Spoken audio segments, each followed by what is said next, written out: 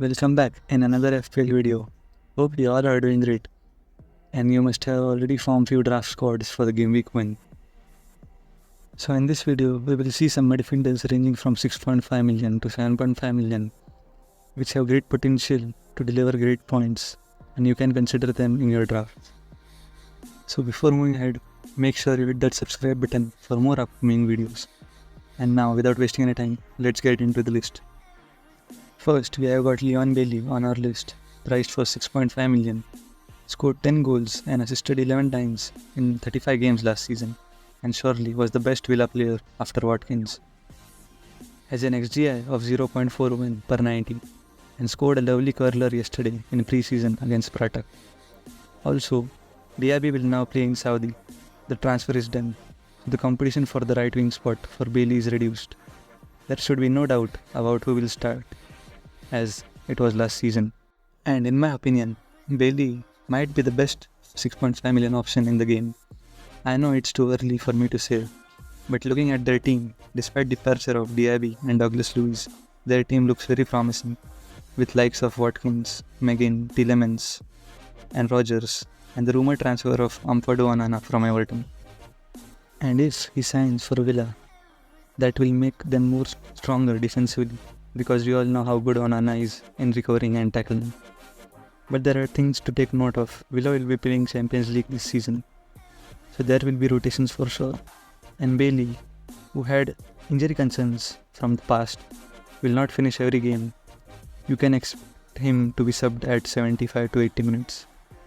Now, I can't move ahead without mentioning Rogers if you are talking about Villa. He has 3 goals and an assist to his name already in the pre-season and is priced only for 5 million. He came in the later half of the season and performed really well. Rogers and Jacob Ramsey will be up for their spot on the left wing, but I guess Rogers might have a slight edge to the start ahead of Jacob Ramsey due to his form currently and given the lack of game time. Second, we have Gibbs White. The Forest midfielder was the highest scoring player with 142 points.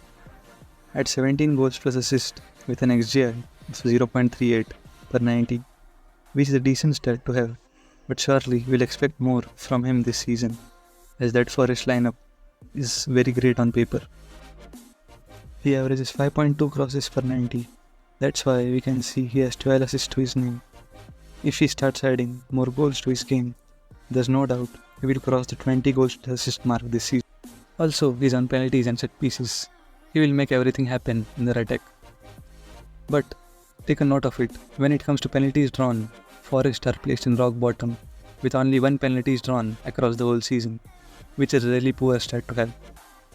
So if you are picking him because of penalties, it's not looking that favourable to be honest, but from open plays, he's really good. Also, there are the other 2 options which I would love to talk about. They are Elanga and Callum Hudson-Odoi. Elanga ended up with 14 goals plus assist, whereas Odoi with 10. So for 5.5 million, both are really good options, and surely will start for Forest. And if you are unable to fit Gibbs White in our team, they can be considered for 1 million less. Next, we have Brian Mbeumo for 7 million. At present selected by 8.5% of managers. And this pick right here, I'm telling you, will turn out really great in long term. I myself started him last year, and boy, he delivered me with great returns, but due to unfortunate injury, he was out in the mid-season. But this season, as there are rumours of Tony leaving, Mbeumo will be the tailsman of Brentford. He will be on pens, and we all know how highly he is involved in the Brentford attack. His finishing is absolute class, has a massive XGI of 0.68 per start, it's just crazy. Had a XG of 9.7 playing just 25. If he had played about 35 games last season, I'm sure he would have ended up with 20 to 25 goals plus assist. The fixtures are not that great in start for Brentford, but they face Palace and Southampton at home in game week 1 and 3. Those are the 2 fixtures you can aim for. And from game week 6 onwards, their fixtures start looking good. I will surely be considering him. Fourth, we have Gordon, who really had a season to remember, with 11 goals and 16 assists. at the moment selected by around 37% of managers, which is not surprising.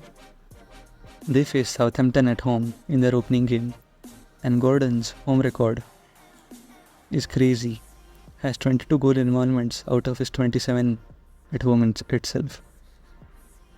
I can see him delivering points against Southampton for sure. Also, Gordon likes to draw fouls, which will be an advantage in bonus point system as well. He won 6 penalties last season, more than any other player. Newcastle have great opening fixtures, though they face Spurs in game week 3, which I consider as not that difficult in terms of goal scoring, because Newcastle battered them last time in St James Park, scoring 4 past them. Isak coming up with a brace and Gordon with 1 goal and 2 assists. So I'm hoping Newcastle to make a good start to this season as well as they did last time. At 5th, we have James Maddison for 7.5 million. Spurs in pre-season are looking great, won both of their matches at present. He has an XGI of 0.48 and 15 goals plus assists in 28 games.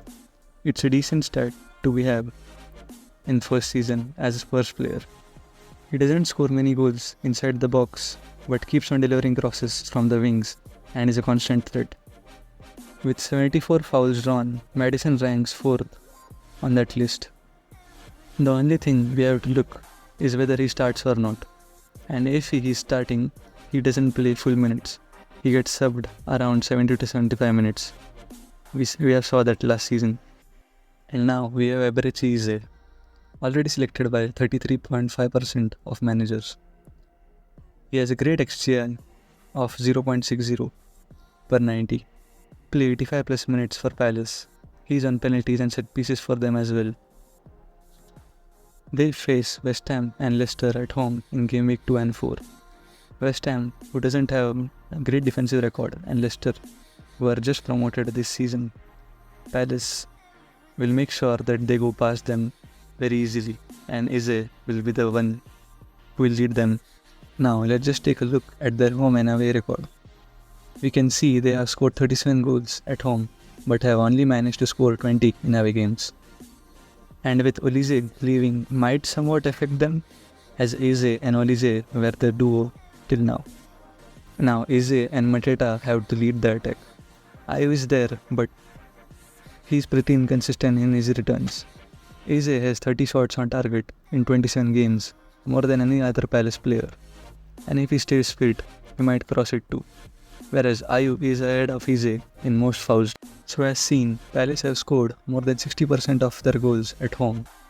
Eze playing at home is a good option, but away, there will be certain doubts. There are a few other midfielders as well, which I would like to mention. There's Gerard Bowen for 7.5 million, Garnacho for 6.5 million, Pascal Gross for 6.5 million again, and Brennan Johnson again for 6.5 million. But due to some or the other reason, it just hold me off from picking them. Like for Gerard Bowen, West Ham doesn't have great opening fixtures. For Garnacho, it is whether he would start or not, by the likes of Jadon Sancho returning in Man United.